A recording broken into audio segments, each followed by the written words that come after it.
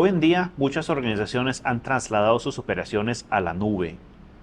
Claro, la nube representa en este momento una serie de ventajas a nivel de escalabilidad, a nivel de flexibilidad, a nivel de reducción de costos, pero la nube y la transición de los servicios a la nube implica una serie de desafíos a nivel de seguridad y a nivel de protección de datos.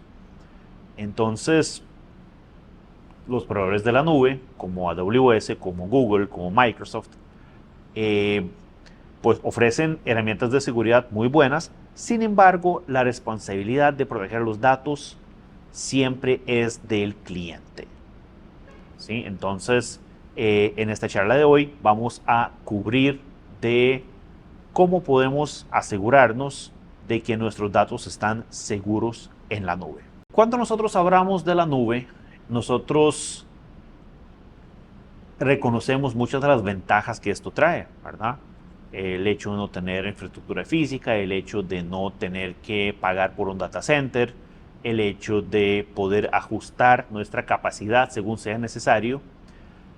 Pero en todas esas ventajas, también nosotros tenemos que tener muy en cuenta de cómo influye eso y cómo se repercute en la seguridad. Cuando nosotros contratamos un servicio en la nube, ya sea un servidor virtual, ya sea almacenamiento, realmente nosotros tenemos que entender que dentro del modelo de responsabilidad compartida que la nube maneja, estos servicios pues van a incluir una serie de protecciones o la seguridad. Sin embargo, nosotros como clientes al final vamos a estar responsables de nuestros propios datos, ¿sí? Y de la seguridad de nuestros propios datos. Un proveedor de la nube perfectamente puede asegurar su infraestructura física, sus data centers, su acceso a la red, puede asegurar, por ejemplo, todo el tema de ciertos ataques como de DOS, denegación distribuida denegación distribuida de servicio, ¿sí? Pero el problema es que ellos no son responsables de nuestros datos, ni tampoco pueden hacer cosas por nosotros, como por ejemplo configurar el control de acceso. ¿Cómo voy a saber el proveedor de nube de cuáles son los usuarios o servicios que tienen que accesar a una cierta información? Eso claramente nos toca a nosotros. Entonces vamos a hablar un poco de cuáles son esas configuraciones o esos temas que nosotros tenemos que tratar cuando migramos a la nube y cuáles van a ser los principales riesgos. El principal riesgo que nosotros tenemos es el tema de aceptar las configuraciones tal cual, ¿sí? Y en la nube realmente eso pasa muchísimo, ¿verdad? El hecho que un proveedor de nube tiene ya una serie de herramientas de seguridad, muchas de esas muy buenas, excelentes, no significa que esas herramientas de seguridad están configuradas correctamente para nuestro uso y para nuestro caso de uso, ¿sí? Entonces, nosotros tenemos que claramente pensar en cómo nosotros vamos a ajustar esas herramientas a lo que nosotros necesitamos. Y no solo eso, nosotros podríamos también complementar las herramientas que el proveedor de nube provee con nuestras propias herramientas de seguridad, lo cual de hecho es lo más sano de hacer. Porque el problema que nosotros vamos a tener acá es que no podemos confiar solamente en lo que el proveedor de nube nos va a dar, ¿sí? Entonces, nosotros tenemos que evaluar claramente nuestra postura de seguridad, ver qué herramientas del portafolio de servicios que tiene el proveedor de nube nos sirve, cuáles no nos van a servir, ¿ok? Y cuáles nosotros tenemos que realmente poner nuestras propias. ¿Ok? Esto es sumamente importante. Además, muchos servicios de la nube vienen con configuraciones predeterminadas, las cuales nosotros claramente tenemos que cambiar para poder ajustarlos a nuestra realidad, a nuestra seguridad, ¿verdad? Entonces, para poder mitigar todos esos riesgos, es crucial para nosotros revisar todas las configuraciones, más que todo configuraciones de acceso a los datos, porque al final los datos es lo más importante que tenemos, ajustar toda la configuración predeterminada y también asegurarnos de que pasen dos cosas. Solo usuarios autorizados pueden tener acceso a los datos y los usuarios trabajen con el principio del mínimo privilegio, ¿sí? Donde ellos solamente tendrán permisos a lo necesario y nada más. Cuando nosotros estamos hablando de principio de mínimo privilegio, podría parecer algo muy básico, ¿verdad? Uno podría decir, bueno, sí, claro, es que nosotros le ajustamos a los usuarios y le damos los permisos exclusivamente para que puedan trabajar solo con lo que necesitan. El problema que se da aquí es que en muchas ocasiones esto simplemente no se da. ¿Y por qué no se da? No se da por varias razones. La primera son procedimientos incorrectos o insuficientes en la compañía, ¿verdad? Donde a un usuario se le asignan los permisos, de una manera muy, digamos, muy poco controlada, ¿ok?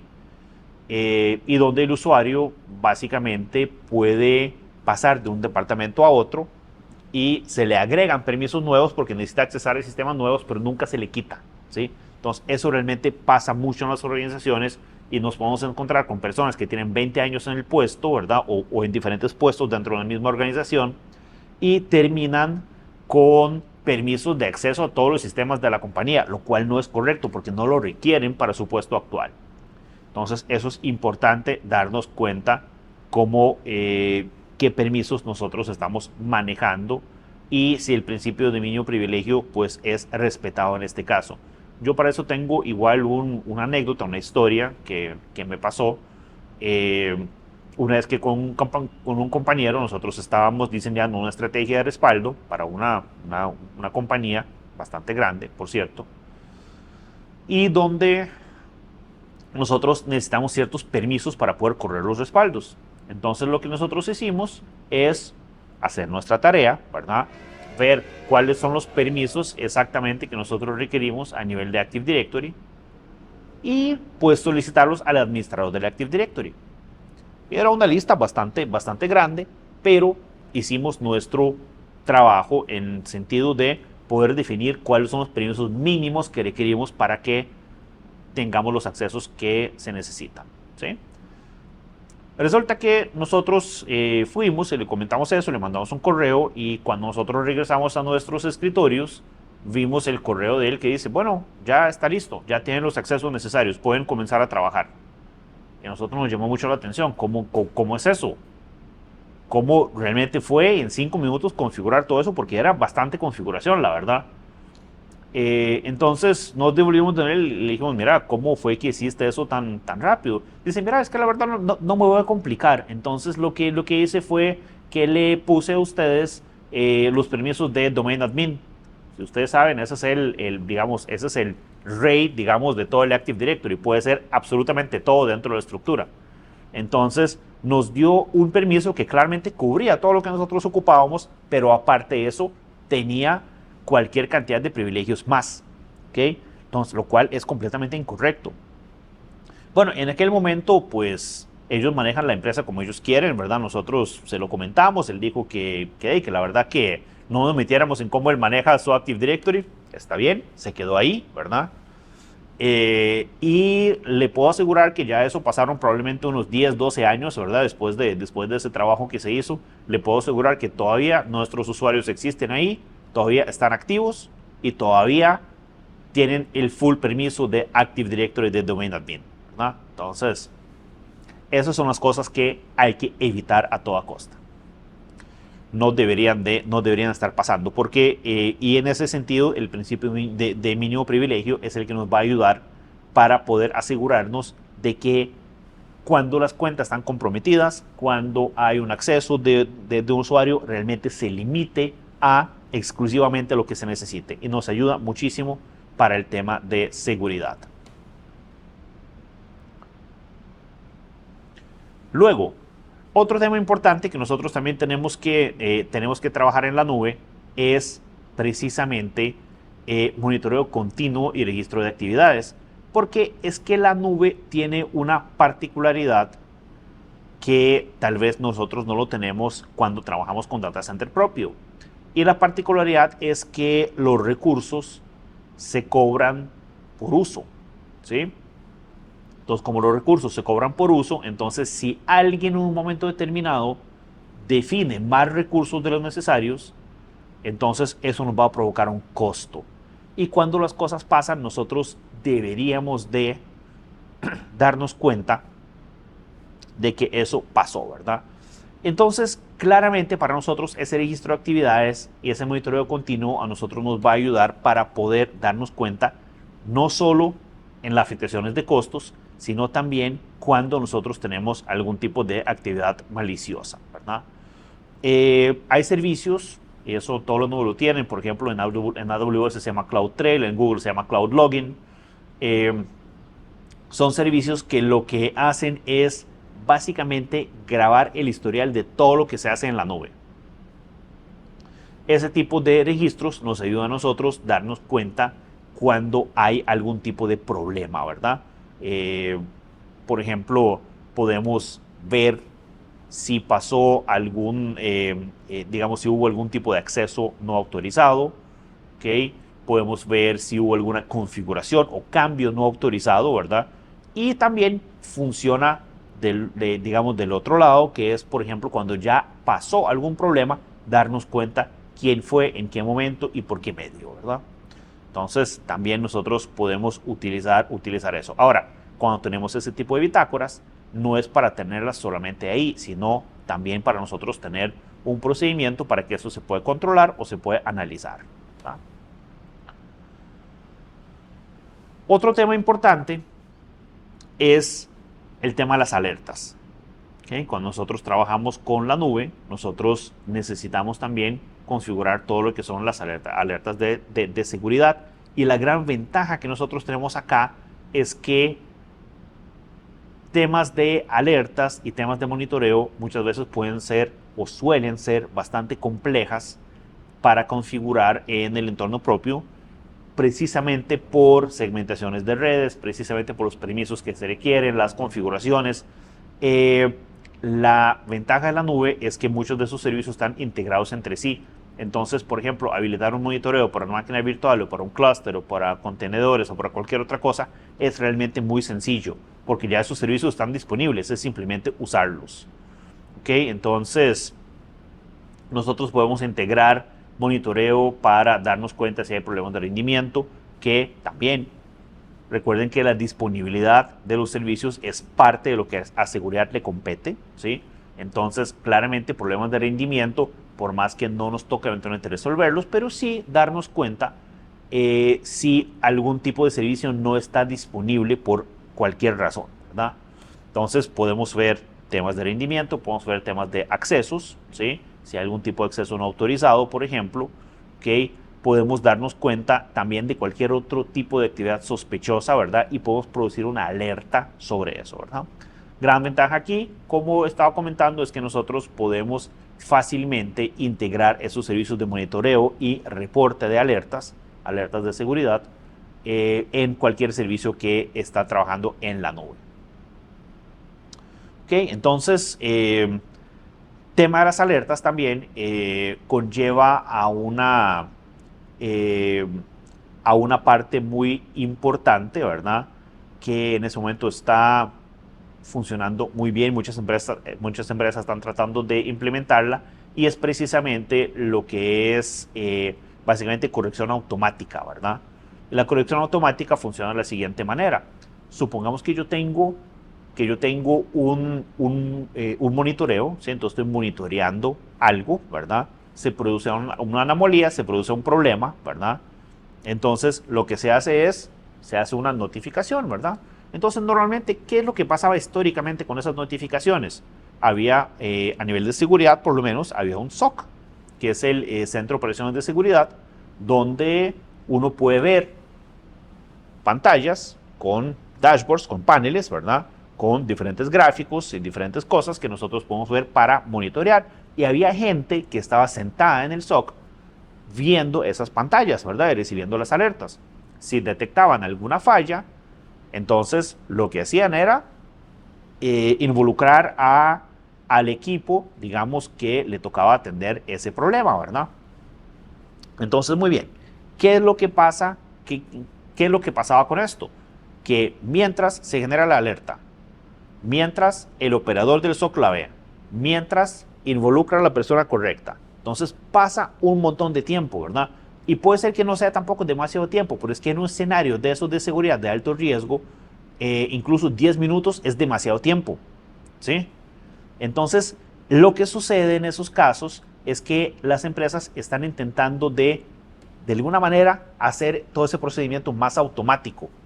¿Ok? Entonces, ¿qué es lo que puede pasar? La alerta, en vez de solamente llegarle al operador, lo que hace, o llegar al operador o pintar algunos de los gráficos de rojo, ¿verdad? Básicamente, lo que hace básicamente es invocar una acción, ¿sí? La cual va a ser automática en ese caso, ¿verdad? Para poder hacer cualquier cosa, ¿verdad? Entonces nosotros, esa acción está asociada, digamos, a una función, por ejemplo, a un script, donde se va a hacer algún tipo de acción con esto. Y realmente lo que muchas veces se hace a nivel de seguridad, por ejemplo, si se detecta una anomalía de seguridad en un equipo, entonces lo que hace es básicamente cortarle la red, ¿ok? O, por ejemplo, apagarlo o reiniciarlo. O si un equipo se cayó, generar reinicio automático antes de involucrar a un experto para que vaya a revisarlo, ¿verdad?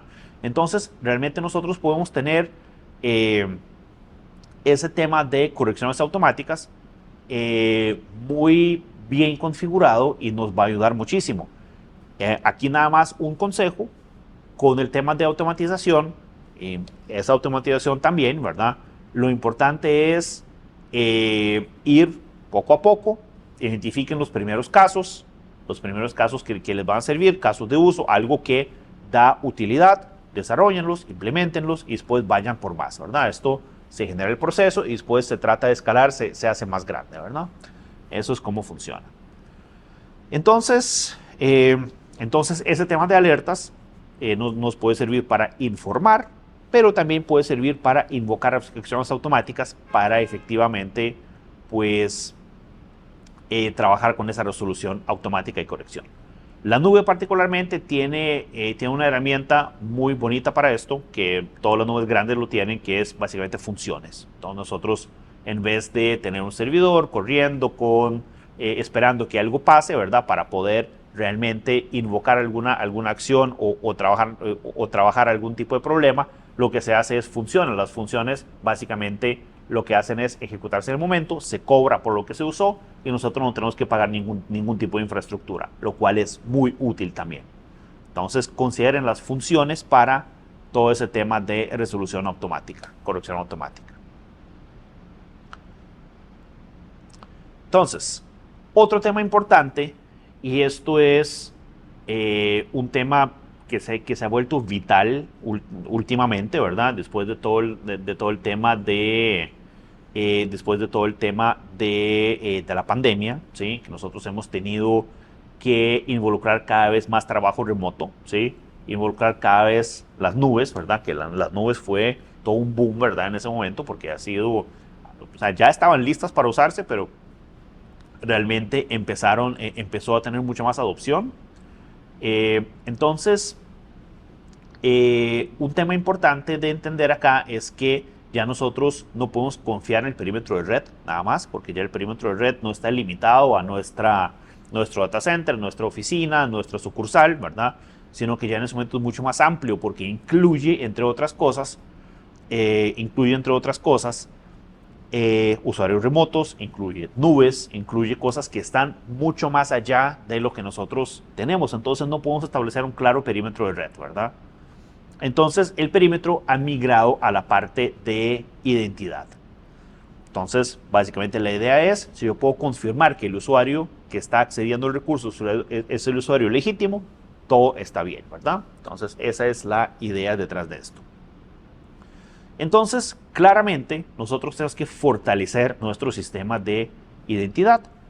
¿Okay? Entonces, normalmente en todas las nubes eso se llama IAM, ¿verdad? Identity and Access Management, ¿okay? Gestión de identidad de acceso. ¿Okay? Entonces, normalmente ese va a ser el sistema que va a estar administrando usuarios, grupos, contraseñas, permisos, todo ese tipo de cosas. Aunque en diferentes nubes las cosas pueden llamarse un poco diferente. Una de las maneras más eficaces de fortalecer la seguridad de identidad, ¿verdad? Básicamente es utilizando autenticación multifactor, ¿sí? Porque nosotros ya no dependemos de una sola contraseña, ¿okay? La cual puede ser adivinada, puede ser que el usuario ya lo usó en algún lado y se la hackearon, ¿verdad? Entonces, realmente para nosotros es muy complicado simplemente depender de una contraseña, porque las contraseñas finalmente no son confiables, ¿sí? Entonces, autenticación multifactor nos ayuda a nosotros pedir una seguridad adicional, ¿sí? En forma de, puede ser algo que yo puedo tener, como un token físico, una smart card, digamos, ese tipo de cosas, o puede ser un mensaje al celular, puede ser un mensaje al correo, ¿okay? Entonces, ese tipo de cosas nos van a ayudar montones para poder mejorar nuestra seguridad, ¿verdad?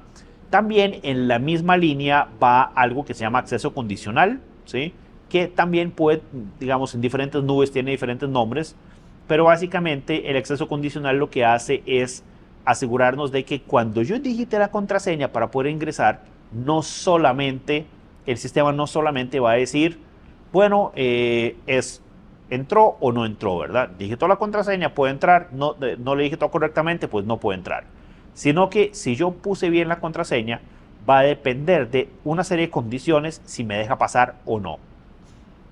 Condiciones como la ubicación, ¿ok? Entonces, por ejemplo, si yo toda la vida o todo el tiempo que estoy trabajando me estuve conectando desde San José y ahora resulta que me estoy conectando desde China, pues hay algo que está pasando. Sí, muy bien. Puede ser que efectivamente yo esté en China, ¿sí? Pero en este caso, el sistema me va a solicitar una comprobación adicional. Me va a decir, ok, perfecto, no hay problema. Vamos a ver si me puedes cumplir con una pregunta de seguridad, un chequeo adicional, ¿verdad? Un mensaje que me puedan dar al correo, ese tipo de cosas, ¿verdad? Puede también ver por horarios, ¿sí? Entonces, a nivel de horario podría ser también muy funcional. Bueno, perfecto, es que toda la vida te has conectado de 8 a 5, ahora ¿por qué estás conectándote a la red corporativa a las 4 de la mañana? ¿Verdad? Entonces, ese tipo de cosas se pueden evaluar también. Hay cosas como, por ejemplo, tiempo de viaje imposible, ¿verdad? Que él también lo considera. ¿Qué tal si yo me estaba conectando de San José ahora, pero dentro de 10 minutos me estoy conectando desde Nueva York, ¿verdad? Entonces, ya él sabe que eso es algo que está mal. No puede ser que yo sea el mismo usuario, ¿verdad? Ok, entonces, la autenticación multifactor es súper útil porque inclusive si un atacante logra robarle las credenciales, aún así no puede entrar, ¿sí? Entonces eso es muy importante, ¿verdad? Lo mismo acceso condicional, si nosotros podemos activar esto, nos va a ayudar muchísimo porque nos va a proteger nuestro perímetro de identidad. Otro tema importante es que las plataformas de nube nos ofrecen lo que son políticas, ¿verdad? Entonces, esas políticas de acceso que nosotros podemos utilizar normalmente son bastante granulares y nosotros podemos también utilizar esas políticas para poder restringir lo que los usuarios pueden hacer en la nube. ¿Okay? Entonces, más allá de simple acceso a datos, porque lo cual es claramente sumamente importante, ¿verdad? Nosotros podemos restringir cosas como, por ejemplo, acciones sobre recursos de la nube, por ejemplo, no sé, máquinas virtuales, ¿verdad? Entonces, yo podría habilitarle a un usuario que puede encender máquinas virtuales, pero no apagarlas, o no modificarlas, o no eliminarlas, ¿verdad? Entonces, realmente hay una cantidad de permisos de diferentes tipos que nosotros podemos utilizar para poder asegurarnos de que no solamente el acceso a datos, sino también todo lo que son las acciones que el usuario realiza dentro de la nube cumple con el principio de mínimo privilegio. Todo eso a nosotros nos ayuda en dos cosas fundamentales. Primero es el acceso indebido, entonces no vamos a dar al usuario más accesos de los que realmente necesita, ¿okay? Y eso a nosotros nos ayuda mucho porque reduce el error humano, ¿verdad? Y aquí voy a hacer un pequeño paréntesis para hablar un poco del error humano. Y el tema, porque el tema del error humano es que, según las estadísticas, el 80% de todas las caídas de los sistemas son producidos por errores humanos. ¿Okay? Entonces, esto es un problema bastante grande, ¿verdad? Un error, mira, me equivoqué de máquina, me equivoqué aquí, me equivoqué con este permiso, que puse algo que no es, que apagué el servidor que no era.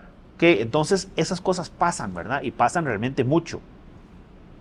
Y nosotros tenemos básicamente dos maneras de combatir ese tema. La primera es precisamente restringir los permisos.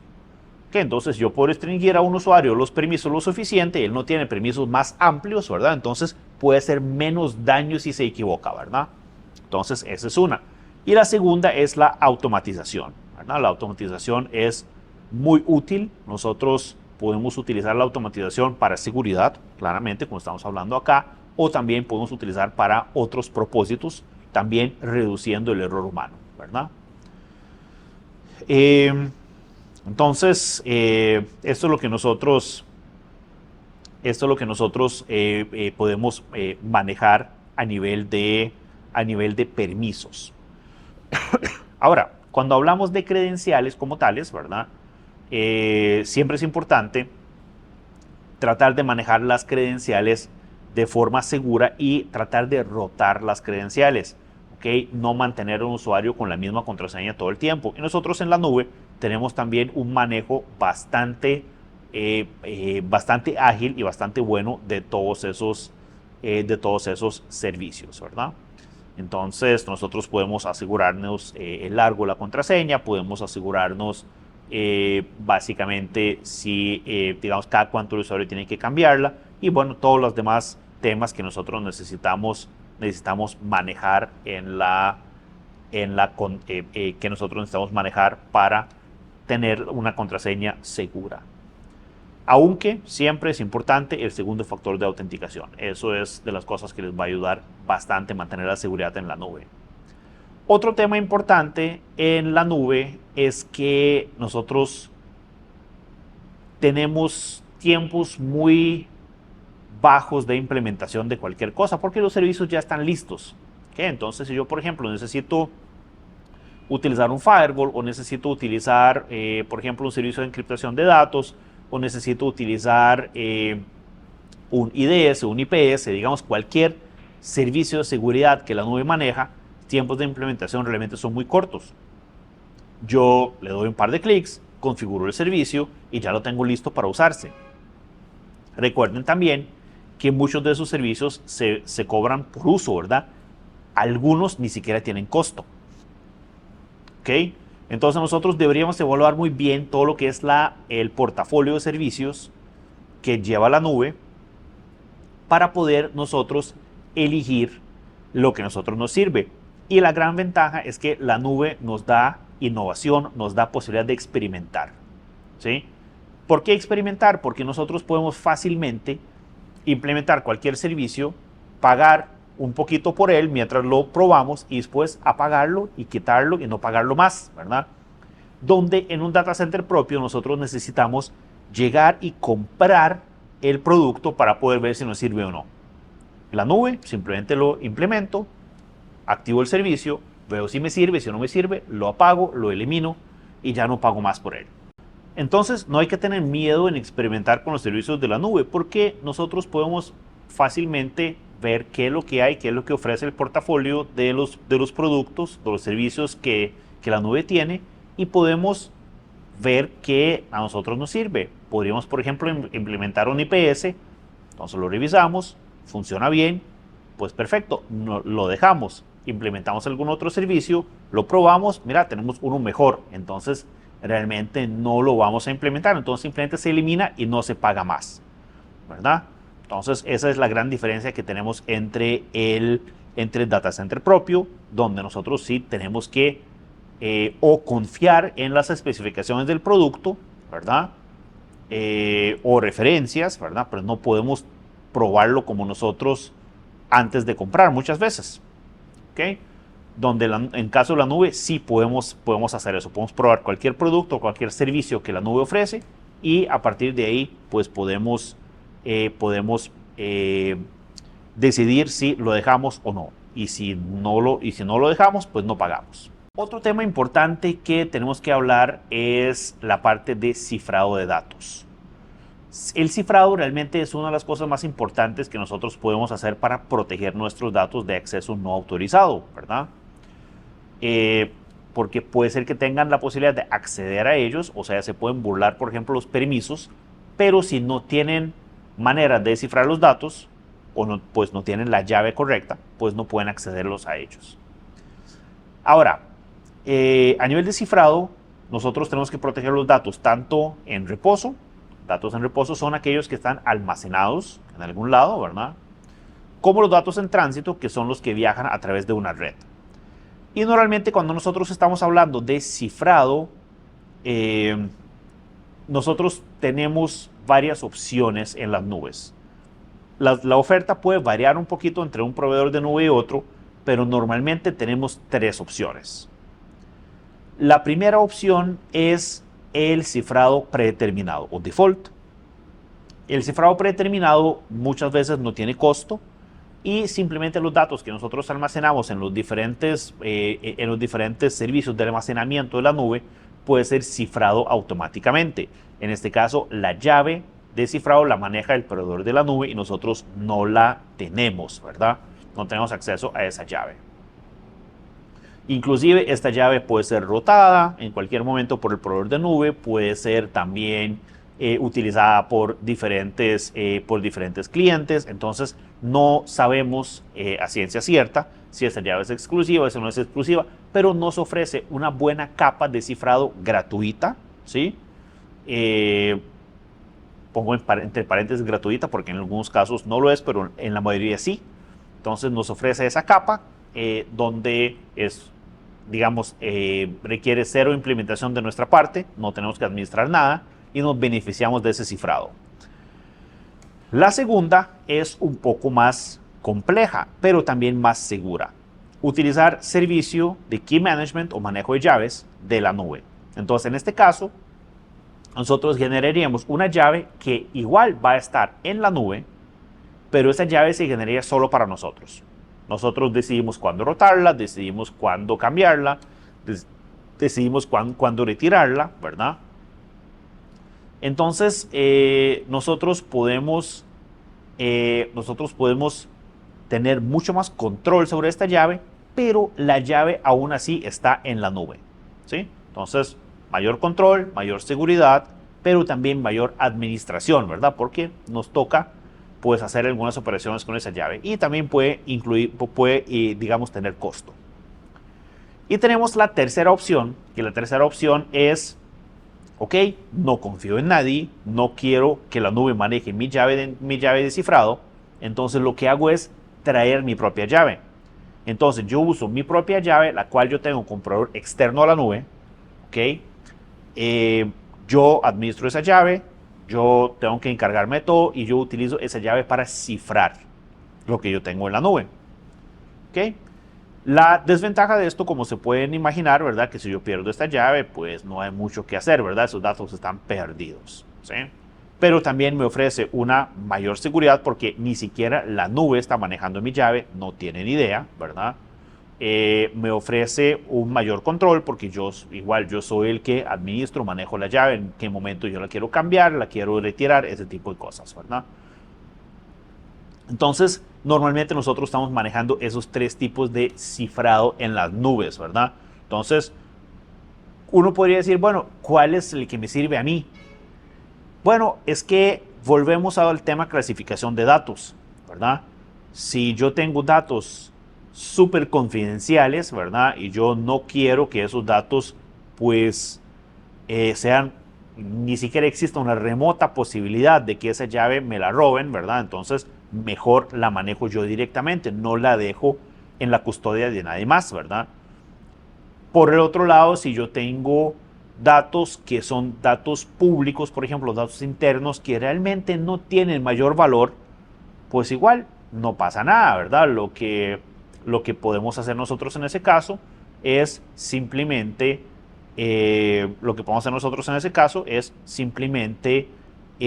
pues utilizar el cifrado default predeterminado, no me cuesta nada, nosotros lo podemos utilizar y pues ya está.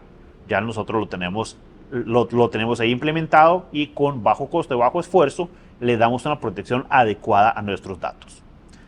¿Okay? Entonces esto es cómo funciona. Hablando un poco más a nivel de cifrado, nosotros claramente tenemos que cifrar de extremo a extremo, ¿sí? Entonces datos tienen que estar cifrados en el origen y si se transfieren de algún lado tienen que estar cifrados en todo momento del proceso, ¿verdad? Entonces eso es importante también para aquellos servicios donde nosotros necesitamos una confidencialidad completa, ¿verdad? Hay servicios, porque recuerden que cuando nosotros trabajamos con la nube, nosotros no tenemos control dónde corren nuestras cargas de trabajo, ¿sí? Entonces, en muchos casos se utilizan máquinas compartidas. Entonces, en esa misma máquina física corren N servidores virtuales, entonces que pertenecen a diferentes clientes. Claramente, esos servidores virtuales van a ser segmentados de manera lógica, ¿verdad? O sea, pertenecen a diferentes redes y no se pueden ver entre sí, pero de manera física siguen corriendo en el mismo servidor. Entonces, en algunos casos, nosotros podemos requerir una seguridad mayor donde nosotros no queremos compartir el equipo con nadie más. Entonces, podemos pedir un servidor dedicado a la nube. Eso es algo que también se puede hacer. Entonces, decir, ok, esas son mis máquinas virtuales, yo voy a correr mis máquinas virtuales únicamente en mi server, ¿verdad? Ese server que es solo para mí, no hay ningún otro cliente ahí. Y también existe otra posibilidad todavía más allá, ¿verdad? Más complicada, que es para poder cifrar datos en uso, lo que se llama. Los datos en uso son aquellos que se procesan en la computadora y normalmente se almacenan en la memoria RAM, ¿sí? Entonces, cuando nosotros tenemos esos datos en uso y nosotros ocupamos cifrarlos también, normalmente, igual en diferentes nubes se llama diferente, pero normalmente va por nombre de computación confidencial o confidential computing, ¿sí? Que es precisamente servidores que lo que van a tener es, digamos, van a tener cifrada hasta la memoria RAM, ¿verdad? Y la conexión con el procesador, básicamente, lo que va a utilizar es un ambiente que se llama TEE, que se llama Trusted Execution Environment, ¿sí? Ambientes de ejecución confiable, ¿sí? Entonces, si nosotros necesitamos algún tipo de